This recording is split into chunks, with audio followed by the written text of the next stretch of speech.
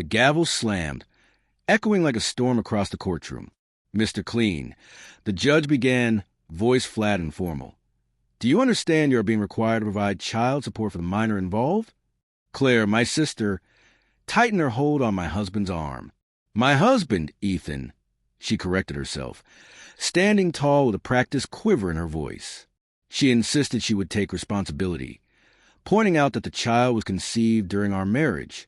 My mother wiped glistening tears from her eyes, though they were for them, not me. My father's gaze carried the weight of disappointment, aimed squarely at me. I smiled calmly.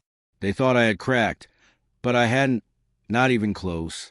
Claire had always coveted everything I had, my wardrobe, my friends, my parents' approval, and finally, my husband.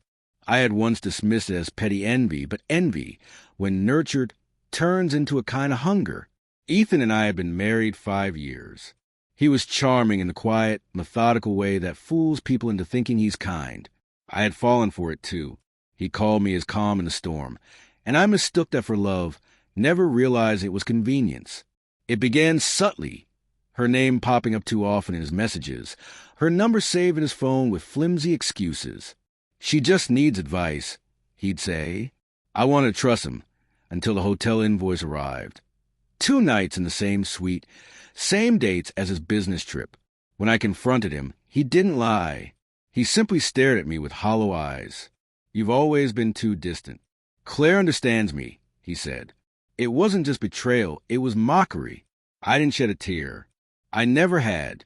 Tears were a currency for people like them, and I had already spent enough. Instead, I spent 6 months in quiet planning.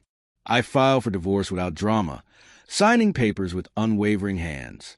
They believed I was retreating, but I was preparing. While they flaunted their affair, celebrated the pregnancy, posted smug updates on social media, I worked silently. I combed through Ethan's business records and uncovered the fraud.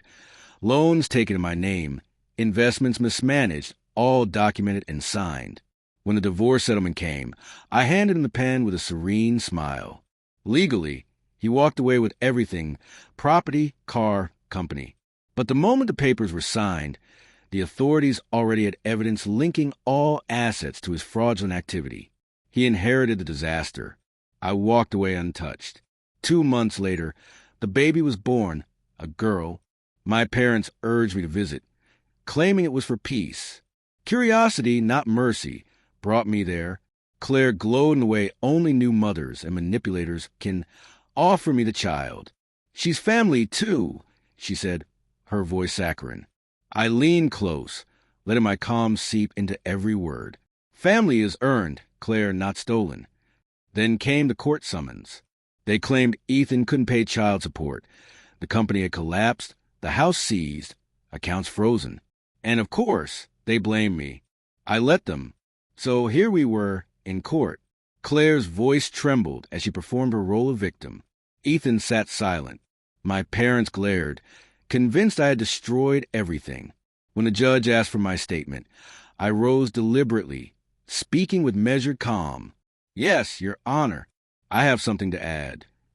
I detailed Ethan's fraudulent loans, the manipulation, the financial crimes. I spoke of every document, every transfer orchestrated by him and sanctioned by Claire. Their faces went pale. The courtroom buzzed with whispered disbelief. The truth had detonated. Their lawyer stammered. My parents' certainty crumbled into confusion. Claire whispered something to Ethan, desperate, but I ignored them. I watched as the realization sank in.